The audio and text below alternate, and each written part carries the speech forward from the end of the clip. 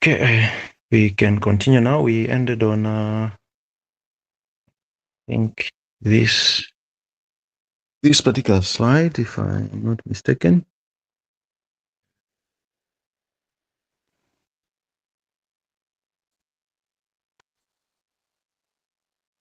Okay, we might have ended on this one.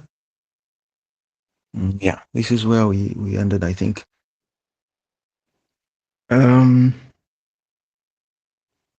We got to the next, I don't know, we did talk about this, did we not?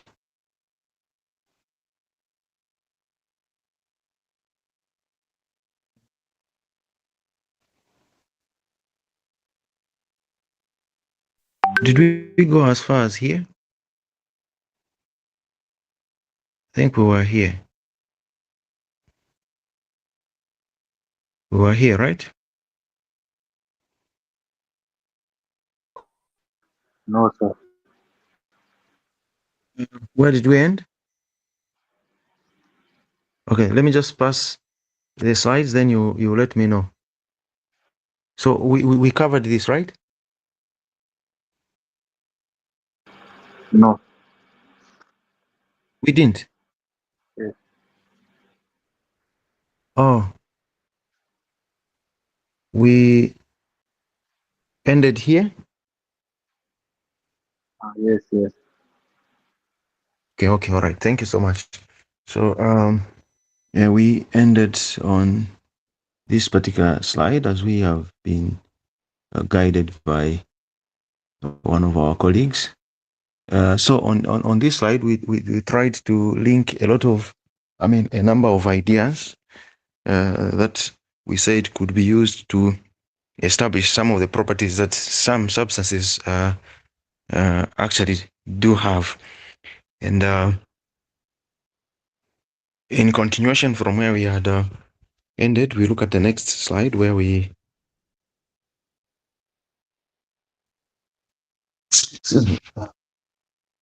okay. We have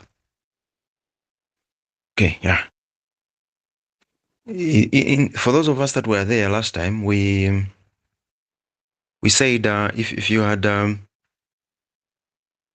heavier molecules, then they would have more electrons, and these electrons are going to be arranged into some form that we said was referred to as being fluffier. And because of that fluffier arrangement, we're going to have, higher polarizability, and this would result into formation of stronger dispersion forces, and the molecules would end up with very high melting and boiling points. And we saw a trend from one of the groups, which was group 17, where we find halogens on the periodic table. And that's trend that we saw is similar to what we have here, where we've got a methane, carbon tetrafluoride, carbon tetrachloride, and all the way up to carbon tetraiodide. So carbon tetrahydride, which is methane, has got a molecular mass of that is 12 plus 4, that is 16 grams per mole. Then for carbon tetraiodide, it's got the highest molecular mass. One iodine molecule should be 127 grams per mole.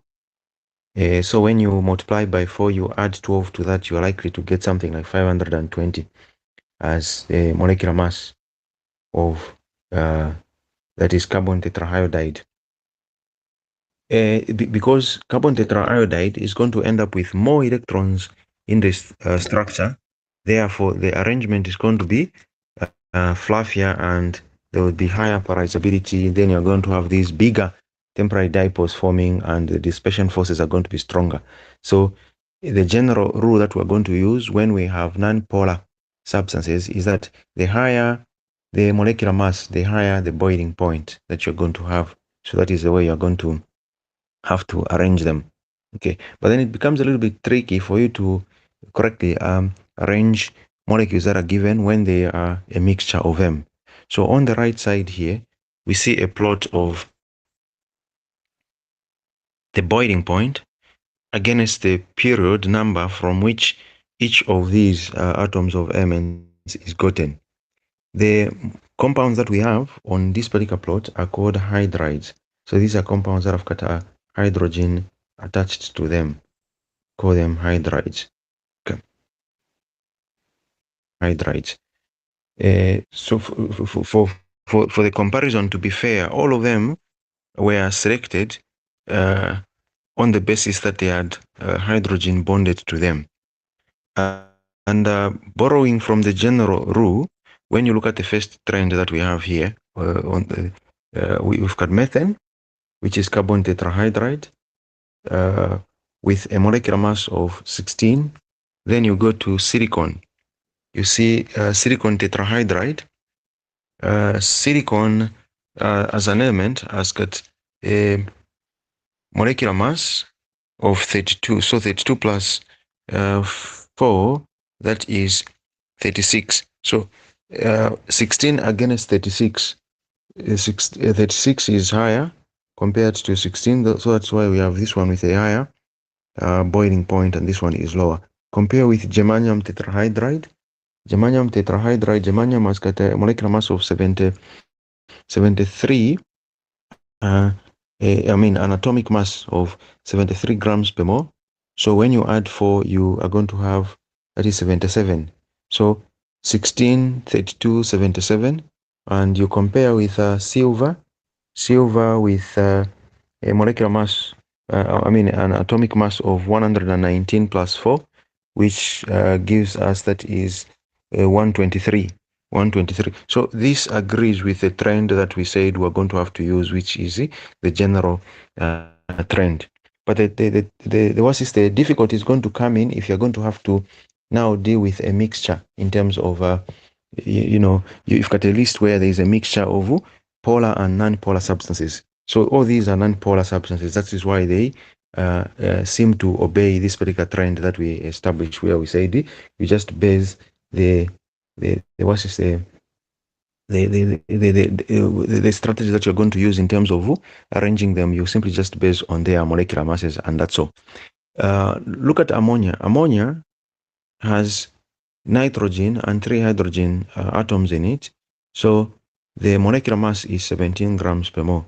Look at phosphorus here. This is phosphine gas. You look at phosphorus tetrahydride.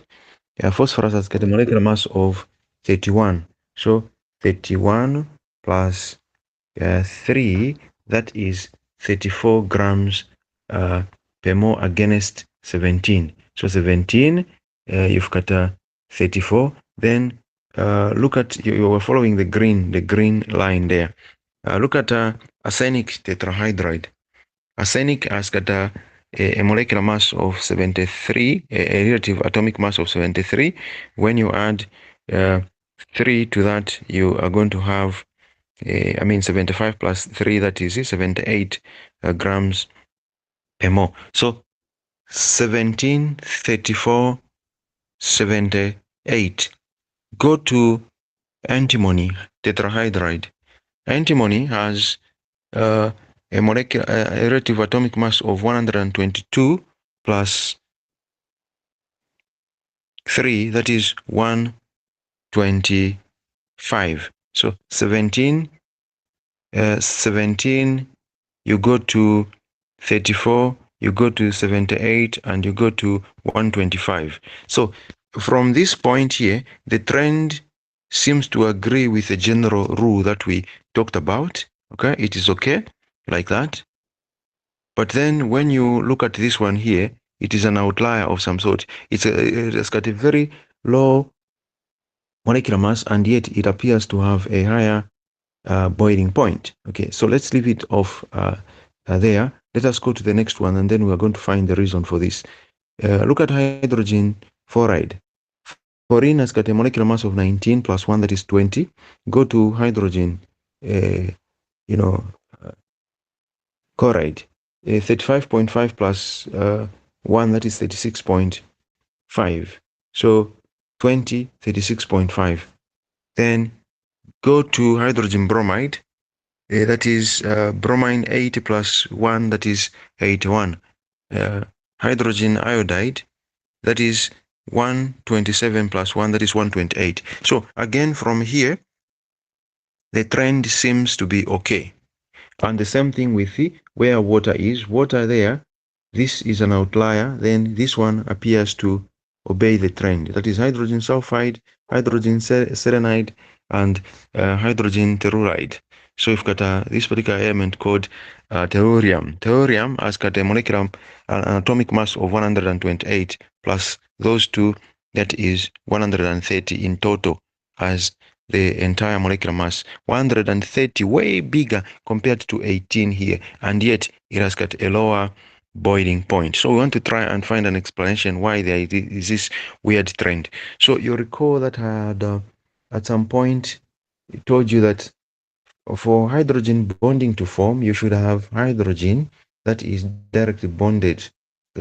This hydrogen should be bonded to fluorine, oxygen, or nitrogen. Okay, this is what we said we are going to use as the conditions for formation of hydrogen bonding. And when you look at these, all these seem to have met that condition. Ammonia has got hydrogen that is bonded directly to nitrogen. Hydrogen fluoride has got hydrogen that is directly bonded to fluorine, and in the water molecule, which is dihydrogen oxide, you've got hydrogen that is directly bonded to oxygen. So these can form hydrogen bonds. Okay, they can form hydrogen bonds, and that is why when we focus on water itself, you see that water has got a very high boiling point of 100 degrees Celsius compared to this is tellurium hydride, which has a melting point that is less than, okay, which is less than 0 here. It appears to be somewhere just slightly below 0 here, somewhere here. It's in its negatives, despite the molecular mass being 130. That is what we just established earlier, 130 grams per mole, and this one with only 18.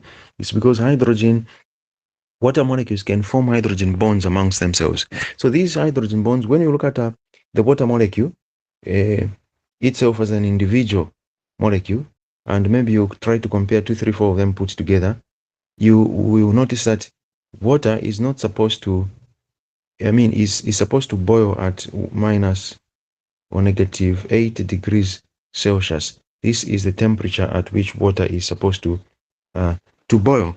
But why then does it have this strange melting or boiling point of 100 degrees Celsius? It is because of the formation of these hydrogen bonds. When you look at one hydrogen bond itself, it's not very strong, but put 2, 3, 4, 10, 15, 100, 1,000, 100,000 of these forces, they become very strong. So for you to overcome them, you need a very high temperature. Okay. If you look at a containing vessel, say a 2-liter container of water, there are hundreds of thousands of molecules of water, and amongst those molecules of water, there is a network of hydrogen bonds.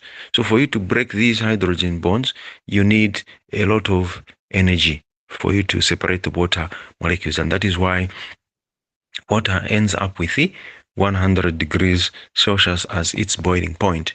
So this property of water helps life to exist as it does. Imagine what would happen to the aquatic organisms in water bodies if water were to boil at negative 80 degrees Celsius. It means just a slight rise in temperature, the water molecules would run away from those water bodies and change into a gas, and that would leave the aquatic organisms in those water bodies without any water to survive on. So life maybe would exist in a different form altogether from the way we know it. Okay, yeah, so it was basically about that. Let us look at some more properties of liquids. We have a property that is referred to as surface tension. So the other day I was teaching on this. I was explaining, these ideas on this particular slide. And once I was done, there was this gentleman amongst ourselves who did not really understand what was going on. And then he calls out to me and says, "So I've got a question." Then I was like, "Yes, go ahead and ask your question." Then he says, "Where does this energy that you keep talking about come from? Who supplies this energy?" Then everyone burst into laughter. He really made us laugh our lungs out. It took some time for, the friends to stop laughing. But then I had to tell him to say, when you define surface tension as the amount of energy that is required to stretch or increase the surface of a liquid by a unit. Essentially what we're talking about is it's hypothetical. Hypothetically speaking, we're saying if we were to require some energy to stretch or increase the surface of a liquid by a unit area, then there would be so much amount of energy that might be needed. We're not saying the energy is there. No, this is the amount of energy that might be needed if we needed to stretch or increase the surface of a liquid by a unit area. So I hope that is clear to all of us, and we are not going to make that same mistake that our colleague made in misunderstanding everything that we were talking about. Okay, so let us try to use this diagram that we have here to try and explain what surface tension really is. If you look at this molecule inside, in the middle of the beaker here, the particles, this particular particle appears to be pulled from this side, that side there, and that side and that side. So down here, it's being put downwards on the sides, okay, and upwards. So this particular particle ends up with a net force of 0, okay. The net force is equal to 0. Then compare what would happen to this particular particle that is up there. This particle that is up there appears to be pulled only from the sides and downwards. Okay, only from the sides and downwards, sideways, and downwards. There is nothing to pull it upwards. So because there is nothing to pull it upwards, the net force, therefore, acting on this particular particle is directed downwards. Okay, so the contents of this particular beaker will try to squeeze themselves and occupy the minimum amount of space possible, because all these particles that are on top are being pulled downwards by the particles that are inside there. Okay, this is why you notice when you get water, when you've got droplets of water lying on some surface, they appear to be spherical. They are globular in a way. Why are they spherical? It's because the molecules inside are trying to pull onto the water molecules that are outside, and then there is nothing to pull them going outside, so they end up forming this particular round, droplets or a sphere of some sort. And then we see that the stronger the intermolecular forces that are pulling onto these particles to one another, the higher the surface tension. So because of the behavior of water to form this particular skin on top of it, where it tries to shrink to the smallest area possible, forming the elastic kind of like skin on top of the liquid. This is what causes it to have a surface tension of approximately equal to 72, that is millinewton per meter. That is the unit for surface tension. So this surface tension is big enough to allow, for those of us that have been to natural water bodies, you see those creatures that walk on water, which are called water bugs. So they are able to walk on it because the water has got this thick skin that it will have formed on top of it as a result of the water molecules that are down trying to pull onto the ones that are on top. For other liquids, actually, this becomes even higher. For instance, mercury. the surface tension is quite high, which is due to metallic bonding. So it forms metallic bonding. Let's try to compare now with other types of forces that we might have. We have a force that is referred to as adhesion or adhesive forces. What is adhesion? Adhesion is defined as the force of attraction that exists between unlike molecules. So you're looking at molecules of different substances. When you put them together, so these might be forces. I mean, when we say unlike, they are not in the same category.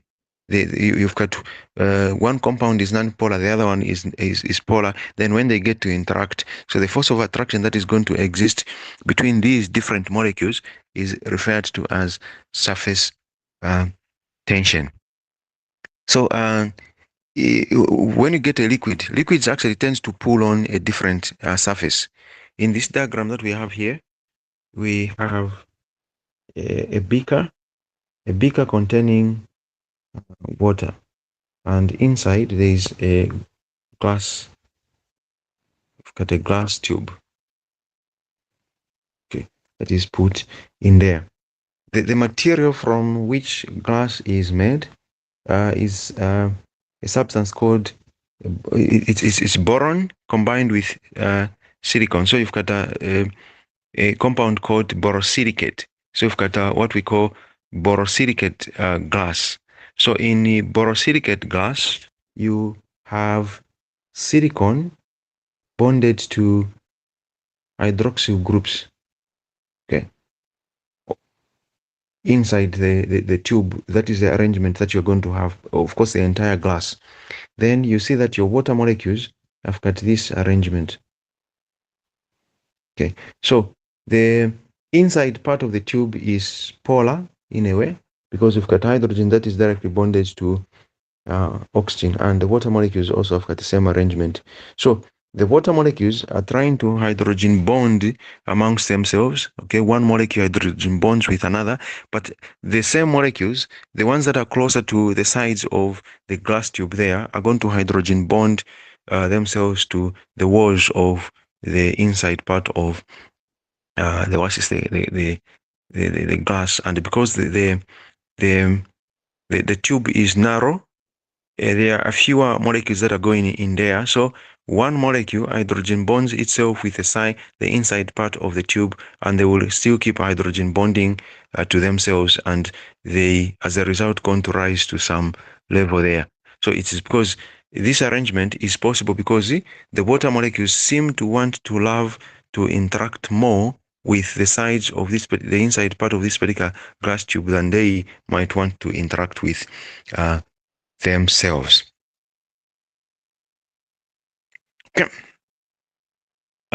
Look at the other diagram here, where we've got two liquids that have been put together in a beaker, and we still have the same, glass tube also put in there. So there's a glass tube yet still, but since the other type of force, which is cohesion involves the intermolecular forces of attraction between like molecules. So these are molecules of compounds that are in the same category. Maybe you've got two polar substances that are interacting together, or non-polar substances that are interacting together. So they are said to be like molecules. The liquid, the molecules of one liquid would pull more onto the molecules of another liquid, and they may not really want to interact with anything else. So they prefer to interact amongst themselves.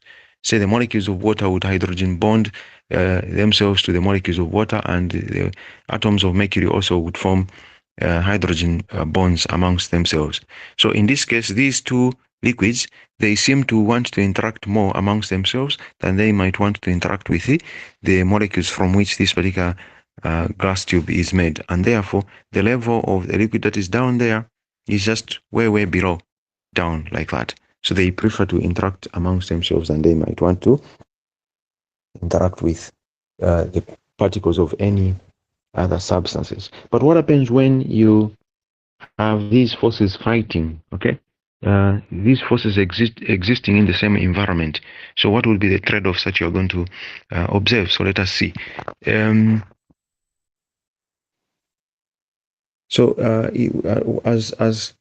As these forces fight, and you put these liquids in, say, a tube of some sort, the shape that is going to form will be dependent on which of the forces are going to win. If the adhesive forces are stronger than the cohesive forces, then what you're likely to see, like in the case of water and, you've got water and glass, okay, when you allow these two to interact, what you're going to observe is that water is going to stick to glass more than it might want to stick to itself. It means that the adhesive forces are stronger than the cohesive forces. The forces that are causing molecules of different substances to interact together are stronger than the forces that might want to keep the water molecules closer together. And the result is that when you put water in a containing vessel, you will end up with this particular type of shape inside the tube. Why? Because the water molecules seem to want to cling onto the sides of the glass more than they might want to hold onto themselves. And what you end up with is what is referred to as a concave meniscus. So you've got a concave meniscus that is forming. Okay. This behavior explains, a phenomenon referred to as, it helps to explain the phenomenon that we observe of capillary action, a concept that you are introduced to way back in school when you are doing your basic sciences and chemistry. So this capillary action is used by plants to pull water up their roots. The inside parts of these roots have got molecules that would want, to which water molecules would want to stick more than they might want to stick to themselves. So as a result, the water will keep rising and rising and rising until it finds itself all the way up to the stems, the branches of the plant and the leaves, okay, through this phenomenon of capillary action, which is brought about based on the principles that we have just explained here. So then what happens if we looked at the reverse situation, if the adhesive forces were then weaker than the cohesive forces? So what are we likely to see in this case? So an example that you might want to give is that of, say, mercury. You get mercury. You have mercury and glass. So when you allow these to interact, so the adhesive forces are weaker compared to the cohesive forces. So the forces that are holding the atoms of mercury together are stronger than the forces that will exist when you allow mercury to interact with the material from which glass is made. So the end result is going to be that when you put mercury in a containing tube, it is going to form this shape. Okay, so you have particles in there, in some tube, and particles in there. So you will have a shape that is referred to as, you have what we had, the first one was concave meniscus, so we refer to this one as convex, a convex meniscus, because mercury gets, it gets pulled down into the tube, but then it doesn't want to interact with the tube, so it forms this particular type of shape. It tries to protect its properties. I don't know how many of you have used mercury before or have seen it before. The way mercury behaves is that if you were to get a small quantity and you pour it on sand, it's going to scatter with its particles there, some globular kind of like a spherical, some spherical kind of droplets that are going to form, and they spread out on sand. But when you observe those particles, you will not see a single one of them interacting with sand. Okay, Not a single one of them would mix with sand, such that you can gather them, you put them into some containing vessel, you shake, and they're going to settle on one side, and the sand is going to be on the other side. This is because the forces that are holding these atoms are way, way stronger compared to the forces that might exist when you try to make these interact with anything else. Okay, so when you've got stronger intermolecular forces, you're going to have a higher surface tension. Okay, good. We make progress then. Another property that we might want to think about and talk about is viscosity. So viscosity refers to the thickness. So you're talking about the thickness or the thickness of a liquid. So this property, which is defined as a measure of a fluid's resistance to flow, is directly linked to intermolecular forces, just like we saw in the previous slide where we had those properties and we tried to link them to intermolecular forces. When you want to clearly understand viscosity, think of these two substances, honey and water. Honey resists flow. Okay, when you try to make it move, it doesn't move because it is highly viscous. It's got a high viscosity. For water, it pours, easily because its viscosity is low. And on this particular table, you see a unit that is given there, which is Newton second per square meter as the unit for viscosity. There is yet another that we use, which is PA dot second. So this is pronounced as Pfizer second. So there's a rule in English when you've got a word that has got P and O and I, it's pronounced with a pause sound, like Pfizer, Pfizer, Pfizer. Some might pronounce it as Pfizer. Well, it's Pfizer second. So that is an alternative unit that we might have to use. So on this table, we will just select a few molecules and then we try to see how best we can understand their behavior. Look at diethyl ether, for instance. Diethyl ether has got a viscosity value of 2.33 times 10 to the power negative 4. Diethyl ether has got a lower molecular mass compared to benzene. So when you look at the 4 carbon atoms, the 4 carbon atoms times 12 plus the 10 hydrogen atoms plus 16, that is going to give you roughly a molecular mass that is equal to 74 grams per mole. Compare this with benzene. Benzene, which is here, it's got a viscosity value of 6.25 times 10 to the power negative 4. Using the number line, you see that this one is going to be bigger, because this number is bigger. They've got the same power, so this one is bigger. It has a molecular mass of 78, so you have got 78 grams per mole. Okay, so you expect these two compounds, because of their molecular masses, to be very viscous. But compare these values that they have. This one is lower, actually. This one is slightly bigger compared to this one. Compare these two with water.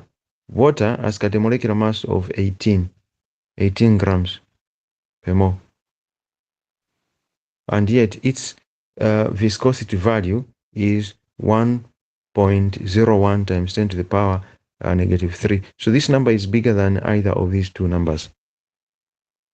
So why does a molecule with a very low molecular mass, why is it able to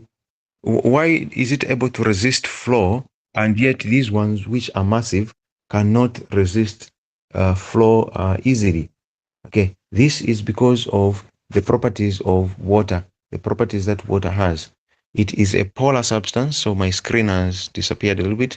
Let me just try to see if I can bring it up. Try it still. Back. We trying to meet someone into the meeting. So we have here, here. Okay. Yeah, so we're trying to understand why water, which has got a low molecular mass of 18 grams per mole, should be more viscous compared to these two molecules, one of which has got a molecular mass of 78 grams per mole, and the other one has got a molecular mass of 74 grams per mole. So water has got a viscosity value which is bigger, the biggest of the three, because water can form hydrogen bonds. So remember viscosity, which is the resistance to flow of a fluid. A fluid can be a gas or a liquid substance. So for you to allow something to move, to flow, you're making it move from one location to another, and it's got these molecules or atoms that are held together through some forces, okay, of attraction. So you have to break those forces of attraction for the molecules to flow from one location to another. Then they're going to reform. These bonds that are holding these particles together are going to reform. For water, you see that because of the network of hydrogen bonds that are going to form, it's not very easy for you to allow those bonds to break and then they are going to reform. Though it flows easily, like we saw when we compared it with honey. It flows easily, but its viscosity value is actually greater than that of benzene, which is very heavy. Okay, if something that is very heavy with that molecular mass can easily flow at that, compared to what So that's has good. got a lower mass. Okay, is it the network? I seem to be getting some echo of some sort. We are Maybe it saying was here, just. you can see your Pardon? screen, you can see. Hello? Oh, the You screen. can Okay, see you your should have alerted. Okay, okay, it's okay, it's okay. I'm sure it's uh, just a glitch or something. You should have alerted me earlier.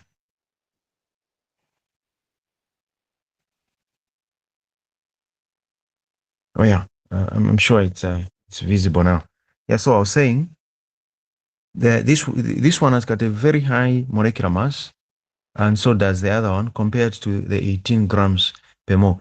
These ones with higher molecular masses, they are able to flow easily compared to water, which has got a molecular mass of 18 grams per mole. This is because water molecules can form hydrogen bonds, and for you to break these hydrogen bonds, you are going to need some energy of some sort for you to be able to do that. So for them to break and then reform, it would take some energy of some sort.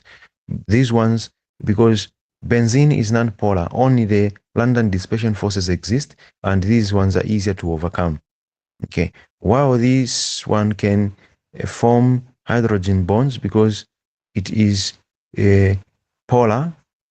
Okay, the number of hydrogen bonds that are going to form would be slightly fewer compared to the ones that water is going to manage to form. Okay, so with that, then we can move to the next slide here, where we talk about yet again another unique property of water. The 3D structure that you see there is that of water when it is in a frozen state. Let me just try to expand it a little bit here. So we see a structure of water in a three-dimensional representation.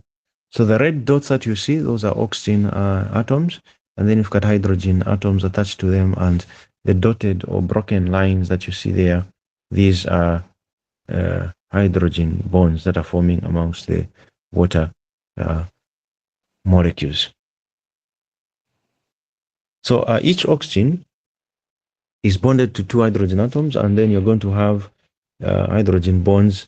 The hydrogens are bonded to two other oxygen atoms in this particular structure, resulting into formation of tetrahedral kind of arrangements. So the hydrogen bonds would force each water molecule into a four-sided tetrahedral arrangement. Then the tetrahedral shapes would link to form, open hexagonal cages that we are seeing here. So you've got these patterns that are going to result. Then what is interesting about these arrangements is that there would be lots of empty spaces. There's an empty space inside the liquid itself because of this arrangement. This structure can be used to try and explain the reason that ice is less dense than water. When water starts to freeze, it starts to form those arrangements. It starts to form those arrangements where there are empty spaces. And because of the availability of these empty spaces, you will have a situation where the volume, when you compare the volume, the space that water is going to occupy with the space that ice is going to occupy, ice is going to need an extra. It would need an extra 9% of the total space that is supposed to be occupied by the water. The mass stays the same, but ice needs an extra 9% in terms of the space that it should occupy. And this explains the reason that when you get water, you put it in a containing vessel and you fill it up to the brim. Okay? You fill the containing vessel up to the brim and you close it tightly. If the container is a glass container and you put it in the deep freezer, the moment it gets frozen, the ice as it is forming, it is going to demand for an extra 9% space that it should occupy. And because you filled it up to the brim, there is no breathing space. So what happens to the containing vessel? It simply just cracks. It breaks. If you had put the water in a plastic container, I'm sure we have experienced this, all of us, if it's most of us, if not all of us, is that the shape of the container is going to become distorted. It becomes bulged. When you bring it out of a deep freezer, it actually even fails to sit properly because the bottom part would have been protruded somehow, because the space that was there was not enough to accommodate the additional demanded. The additional space. It was not going to be able to provide the additional demanded for space by ice. Okay. We recall that density is equal to mass over volume, represented by the symbol rho. We use this symbol in physics. The mass stays the same even when the water becomes frozen, but because the volume is going to increase. So you're going to have a scenario where water has got a density of 1.00 grams per cubic centimeters. The volume has increased, so the mass stays the same. The density for ice is going to reduce to 0.92 per cubic centimeters. And we know that when you put two different substances, if one of them has got a lower density, then it is going to float on top of the other. And this is why ice floats on water. It's because the volume becomes bigger, the mass stays the same, then the density therefore reduces.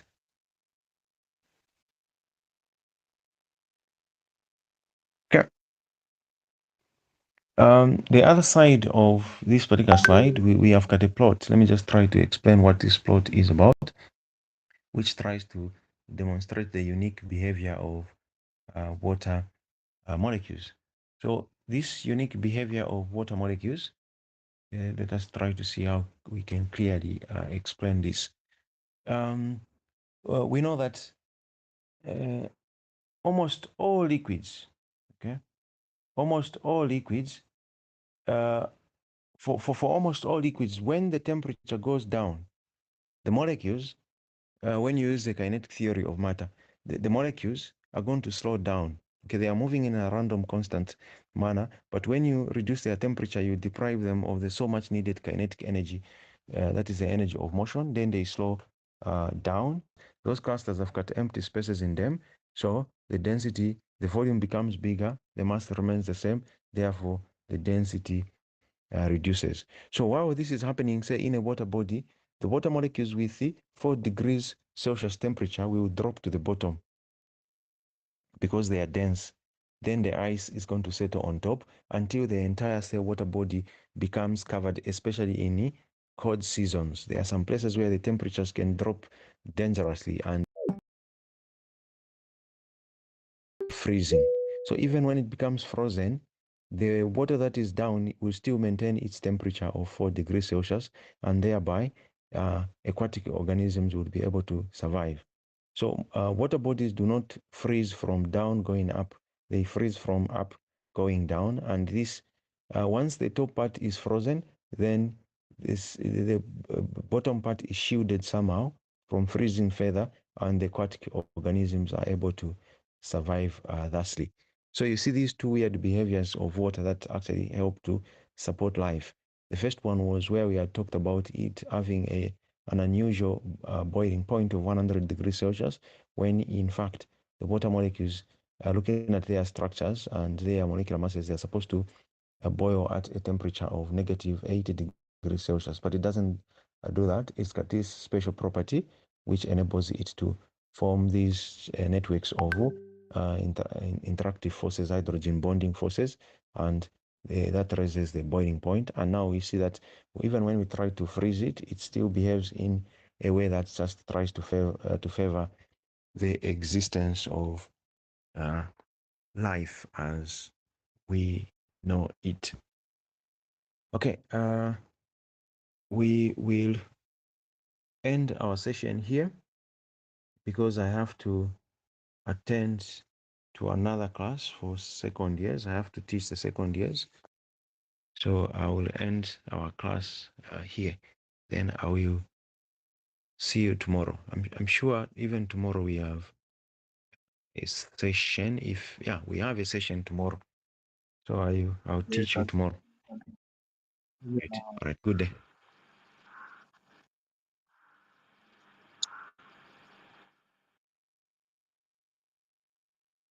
All right. Good day. Enjoy the rest of the day.